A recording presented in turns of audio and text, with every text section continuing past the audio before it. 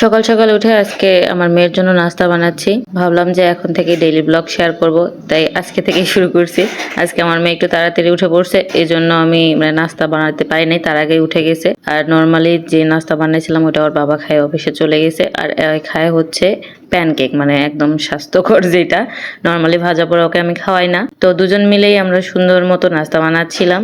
ওই দেখেন সকালবেলা উঠে ও জাস্ট শুধু ব্রাশ করছে, মাথার চুলটাও ঠিক মতো আসেনি, মানে ওর জেদ হচ্ছে যেটা নাই ওইটা ওর লাগবে। মানে আমি নাস্তা আজকে বানাইতে পারিনি, সকাল তার আগে উঠে গেছে হয়, তো ওই জন্য উঠে বলতেছে আমি আগে খাবো, না খাওয়া পর্যন্ত সে কোনো কিছুই করবে না। ওই জন্য ওকে বসায় রেখে আগে ওর নাস্তাটা রেডি করতেছিলাম। আর দেখেন কেমনে ঘুরে আটা দিয়ে খেলতেছে, ওর এতক্ষণ ধরে কান্নাকাটি করলো, তাও আটাটা দেওয়ার পর চুপ হচ্ছে। মানে আমি শুধু বসে থাকি যে যেমনি হোক তাড়াতাড়ি করে রান্নাটা হোক, এর মধ্যে শুধু চুপ থাকলেই হয়। হাতটা ধুয়ে অবশ্য বসছে, তো আটা দিয়ে খেলতে আর খুবই পছন্দ। আর এদিকে দেখেন আমি প্যানকেক বানানোর জন্য দিছি, সকালবেলা হচ্ছে ওর বাবাকে ডিম ভাজি করে দিছি, তো ওখানে একটু তেল ছিল, তো ভাবলাম যে ওই তেলের মধ্যে আছে অল্প একটু হয়তো হয়ে যাবে। দেখেন পুরোটা কিসের প্যানকেক হবে, পুরো একদম মানে তেল পিঠাও হয়নি, ডিম ভাজি হয়ে গেছে পুরাটাই।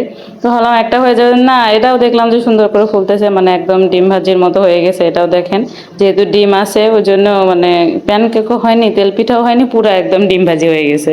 আর যেহেতু প্যানকেকটা শুধু আমার মেয়ের জন্য বানাই, এই জন্য জাস্ট শুধু কয়েকটা মানে একটা ডিম দিয়ে অল্প একটু দুধ দিয়ে আটা দিয়ে বানানো হয়, যাতে শুধু ওই খাইতে পারে। মানে সারাদিনে ওর এত পছন্দ, সকালে খায়, বিকালে খায়, আবার ঘুম আসার আগেও খায়। ওই জন্য আমি সকালবেলা একবারে বানাই রাখি, পরে জাস্ট হালকা একটু গরম করে দেই, তখনই খায় হয়। তো এই জন্য আমি অল্প করে বানাইছি, ভাবলাম যে লাস্টের দিকে হয়ে যাবে, হতে হতে একদিন পুড়ে গেছে। আর লাস্টে এটা হচ্ছে আমি ভাবলাম যে এটা অন্তত প্যানকেকের মানে যে কালারটা আসে, এতক্ষণ তো শুধু তেল দিয়েই হচ্ছিল, মানে ডিম ভাজি হচ্ছিল আর কি, এটা একটু প্যানকেকের কালার আসছে, কিন্তু তো শেষ হয়ে গেছে। বাকি সময় কিন্তু আমি একদম মানে তেল ছাড়া যেটা রিয়েল প্যানকেক ওটাই হয় আর কি। তো এদিকে আমার কাজকর্ম শেষ, মানে ওর নাস্তা রেডি করা শেষ। আমাদের ভাত তরকারি কিন্তু সকালে আমার হয়েই গেছে, ওর নাস্তাটা বানাইতে দেরি হয়ে গেছে। দেখেন ওর মাথার কি অবস্থা, কালকে হচ্ছে মাথা বাঁধে দিয়েছিলাম, ওই অবস্থায় ঘুমাইছিল, আর এখন উঠছে, সকালে উঠে মাথা বাঁচাবে না। আর ওই দেখতেছে ক্যামেরা যে ওকে দেখা যাচ্ছে, আবার বলতেছে ও আমাকে দেখা যাচ্ছে, হাত ধুয়ে দিচ্ছিলাম। আর সারা দিনে আসে হাত ধোয়, ভাগ্যিস হ্যান্ড ওয়াশটা এটা নিতে পারে না, অন্য একটা হ্যান্ড ওয়াশ আছে বাথরুমে, ওটাতে